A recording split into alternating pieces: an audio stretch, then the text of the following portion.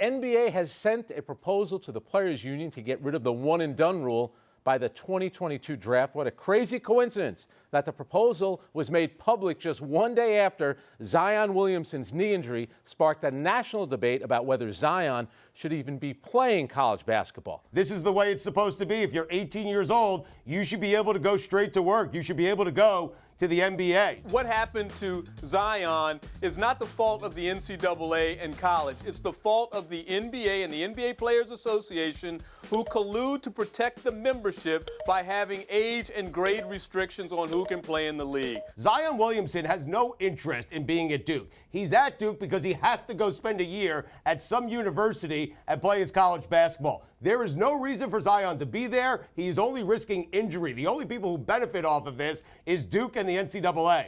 This is absolutely the right call here. They should get rid of the one and done. Zion Williamson and every athlete should have the opportunity at the age of 18 to go straight from high school and earn a living. I would never ask anyone to do anything that generates revenue for free. Like, that is a problem. And I understand where Charles is coming from. I enjoy Zion playing. I enjoy college basketball and March Madness. But I have to accept that a basic cost-benefit analysis suggests that the smart thing to do is not take that risk. And I don't understand how Charles Barkley, I mean, the guy who's made a ton of money off basketball, can point to this and say that somehow people wanting money is the problem. Would Zion Williamson even be Zion Williamson without spending at least one season at Duke? Yeah, he would.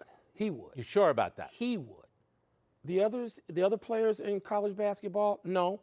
I haven't seen anybody that I don't think benefited or is benefiting from college basketball. Teaching, coaching, maturing, evolving. There is an argument to be made that when the players go to these big blue blood programs like a Duke, Kansas, Kentucky, they get way more exposure. They get to play and look like stars, and that helps the marketing efforts of the league. You get guys that you can already automatically sell versus guys coming straight out of high school to, in many situations, teams where they may not play the lion's share of minutes immediately.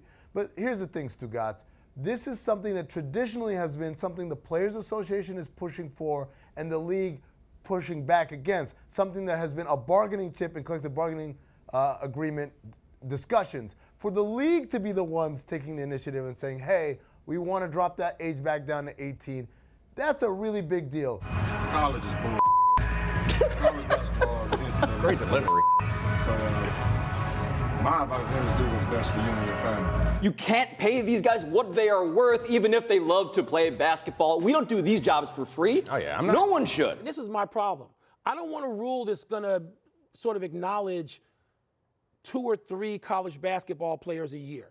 And I think it's short-sighted. I think it's potentially tragic for reasons that have to do with education. I get into debates and fights and beefs with guys all the time about this, in and out of the NBA, whether they are sometimes just regular folk.